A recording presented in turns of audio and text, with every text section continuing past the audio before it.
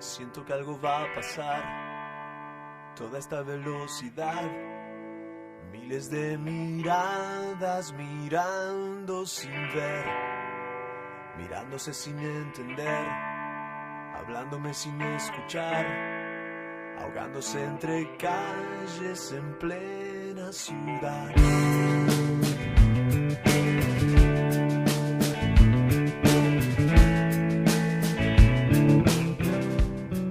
Bien, en la época del proceso, que es la última dictadura que hubo en Argentina, había toda una miedo, una cuestión en general, era la delación, uno de los grandes problemas que había. La delación estaba incluso impulsada por el mismo gobierno de facto. Por televisión salía: señora, ¿sabe dónde está su hijo? Si ve que anda con personas extrañas, denuncia y todo lo demás. Y la famosa denuncia que se fueron haciendo, después vimos muchas veces las consecuencias que tuvieron. En Coronel Dorrego, precisamente en octubre, un día jueves, llegó uno de los famosos operativos Rastrillo, en el cual iban casa por casa, revisando, preguntando y viendo a ver quién. Ellos tenían como estaban en una lista, tenían una lista de gente. A mí me llevaron con un montón de libros a la comisaría, pero no solo me llevaron a la comisaría, sino que me llamaron y dijeron vení, sino que me llevaron 5 o 6 militares con un oficial con la pistola en la mano, me llevaba. Bueno, me revisaron todo, me pusieron en el calabozo chico.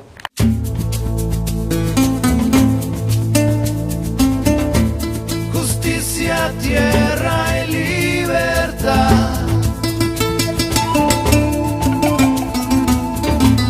Justicia, tierra. Estamos en la clase de cívica con, creo que, la profesora más brillante que tuvimos durante la escuela secundaria, y eso también es importante. Fue la más brillante, la más piola que tuvimos, y solamente la tuvimos unos días, casi un mes, más de eso no. Lo que señala que muchas veces no es la cantidad del tiempo o la cantidad de horas que uno puede pasar con alguien, sino lo que marca a fuego a una generación que en aquellos momentos nos hablaba de la libertad, de la democracia, de los derechos y de la necesidad que uno se realice libremente como ser humano.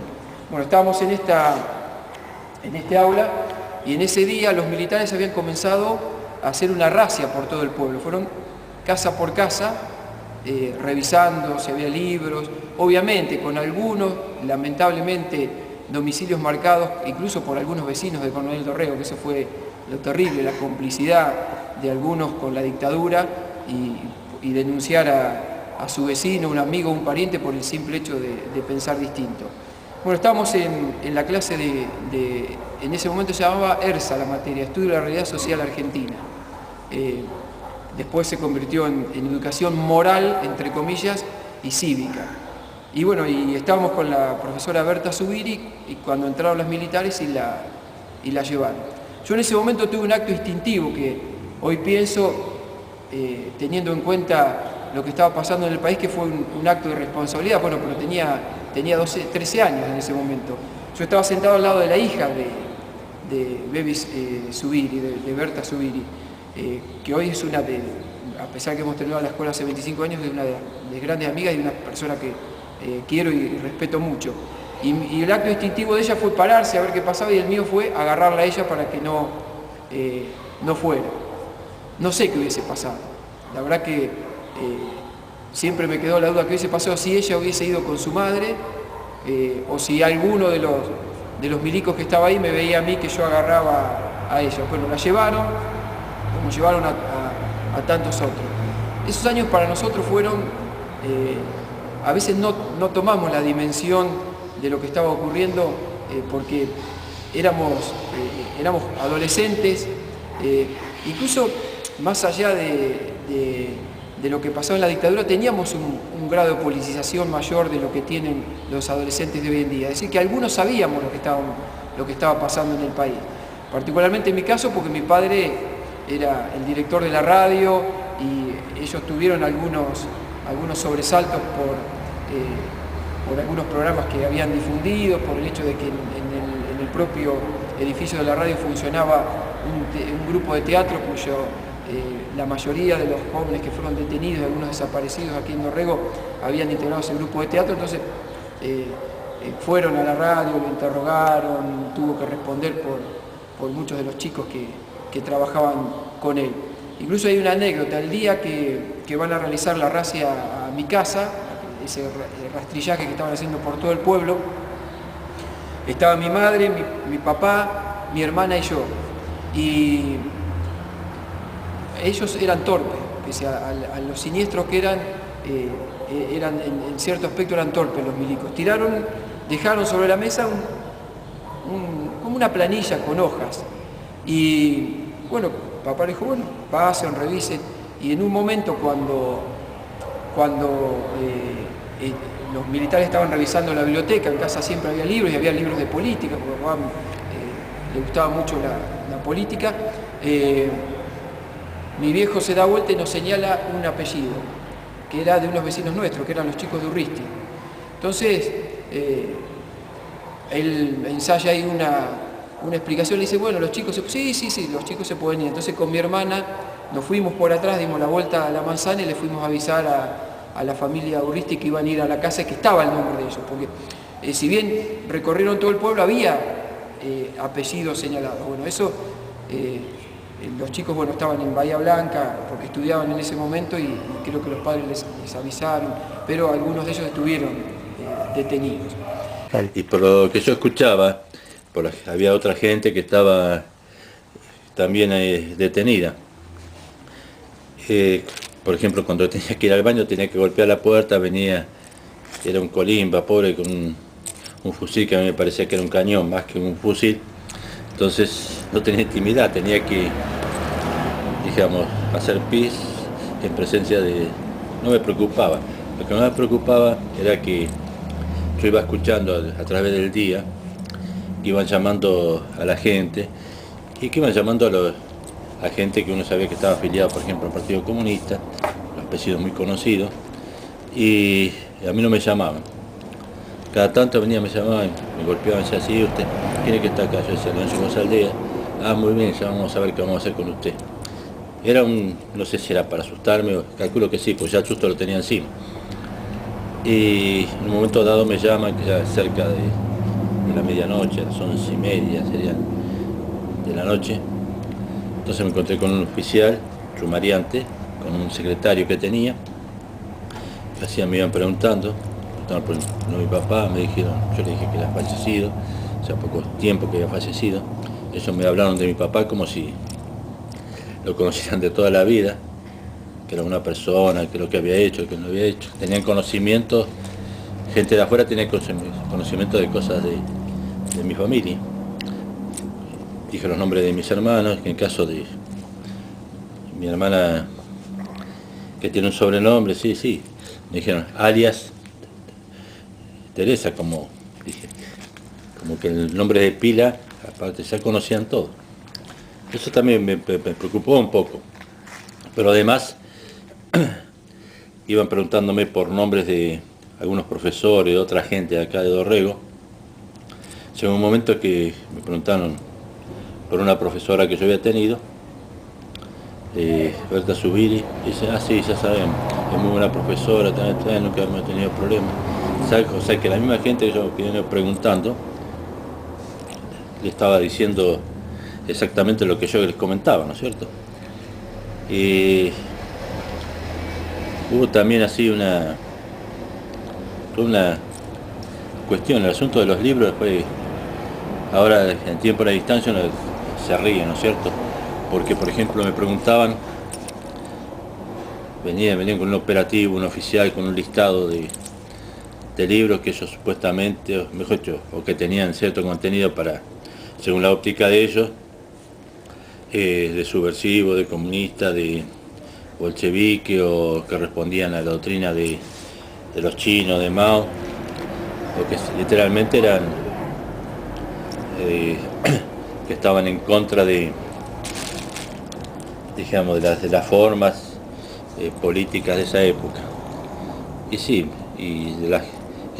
cuando me llevaron, que estuve detenido ese tiempo, fue una. Y después me llevaron 3 veces más con los libros bajo el brazo, me hacían un inventario con la promesa de devolverlo, nunca lo devolvieron.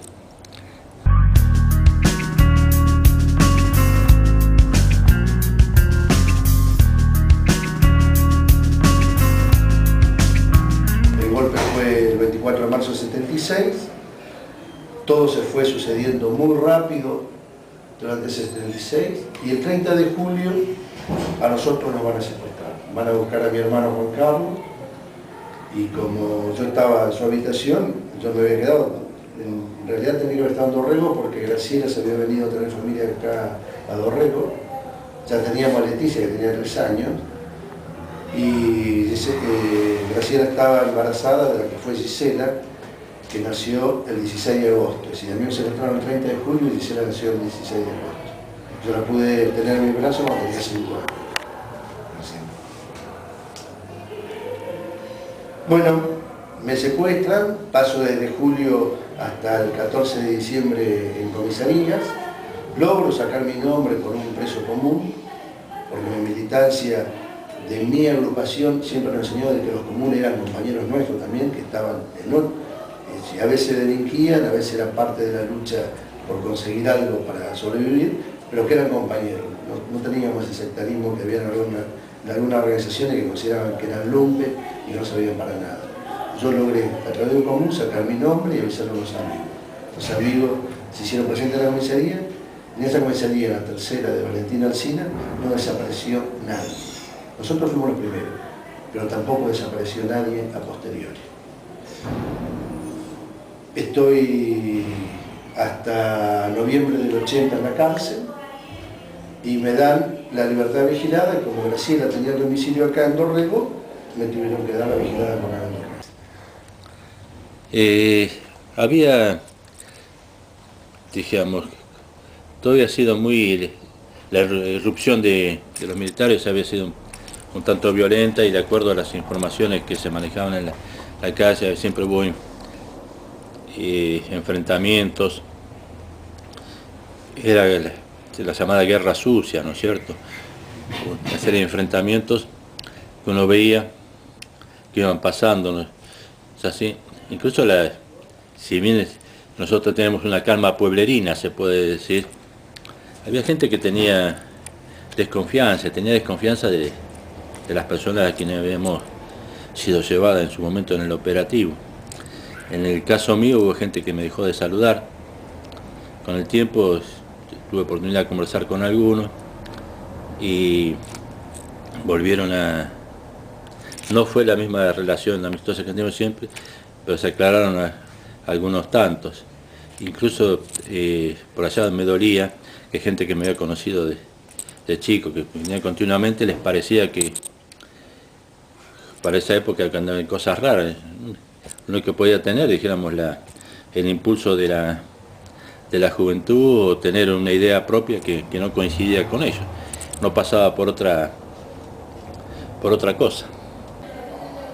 Es decir, la experiencia de estar en Dorrego y con gente que te recibía y gente que vos conocías mucho y te negaban saludos, decía que no te veía, o en el caso de un hombre que yo tenía una relación de amistad, que después lo recuperamos y se disculpó de dejarme con la mano extendida y decirme: yo a usted no lo salude, cuando yo era como un hijo para él, y era el padre de un compañero, de un amigo mío que es del alma, que era don Jorge Wolf.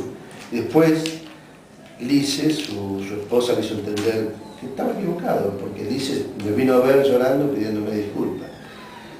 Y todas estas cosas hacían que uno se fuera creando una coraza. Y cuando Mari me encuentra en el banco y me dice: hola, y yo no la saludaba, dice: pero ¿te puedo saludar? Porque nos conocíamos, habíamos hecho el secundario juntos, teníamos salida juntos, andábamos por todos lados. Digo: bueno, disculpame, pero lo que pasa es que hay mucha gente que se me cruza, que no me quiere saludar, y yo ya no quiero perder, no quiero quedar pagando. Bien, yo no quiero ni cansar ni... Una de las cosas que me dolió, digamos, me sigue doliendo, o sea, me recuerdo, ahora con bronca, en ese momento, no sé si tenía bronca, tenía susto, tenía, no sé, me costó mucho digerirlo, ¿no es cierto?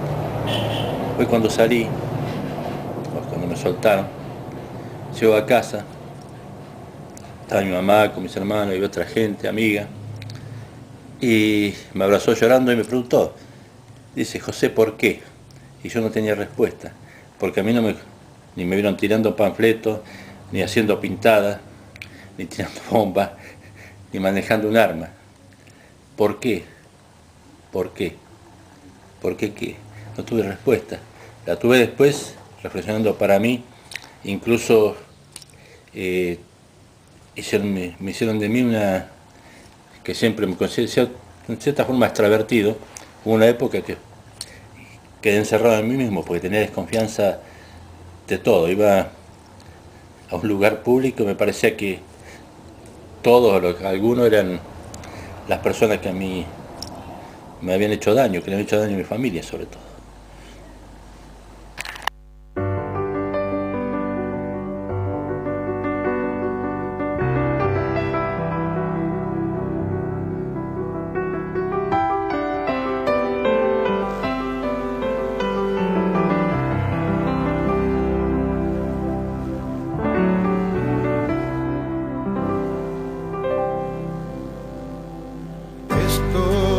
Aquí sentado bajo del pequeño sol, el que nos vio águila y también gorrión. ¿Qué hacer con el silencio cuando la cabeza estalla? ¿Cómo parar la impotencia de no poder hacer nada? Porque querer matar a tus hijos es para que duela años la sangre. Ayer por no querer a la patria y ahora por quererla demasiado. Viejas más genocidas, mal presagio para la vida.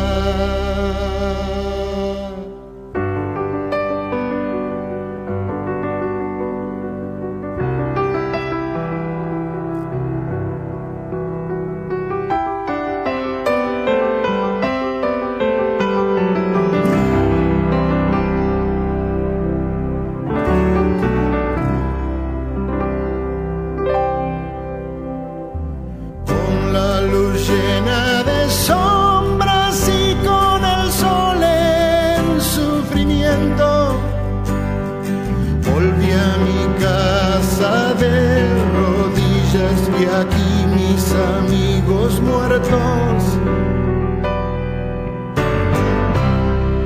En un país enfermo, todas las cartas sobre la mesa. Jugamos juegos perversos entre fútbol y guerra, sangre de gloria, odio contra amor, dioses y bestias, locura y dolor. Abriré las puertas de este vacío, porque el destino me lanzó hacia arriba. Viejas más genocidas, mal presagio para la vida.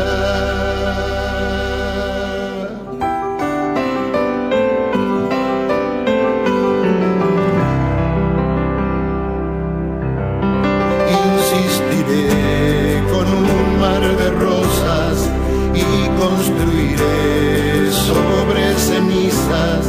Tendré un sueño nuevo en mis manos y lucharé para que sea justicia las mejillas de mis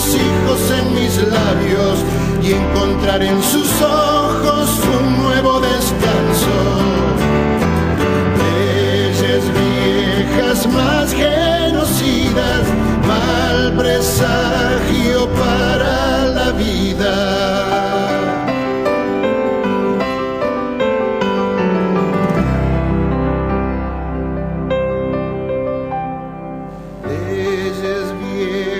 Más genocidas, mal presagio para la vida.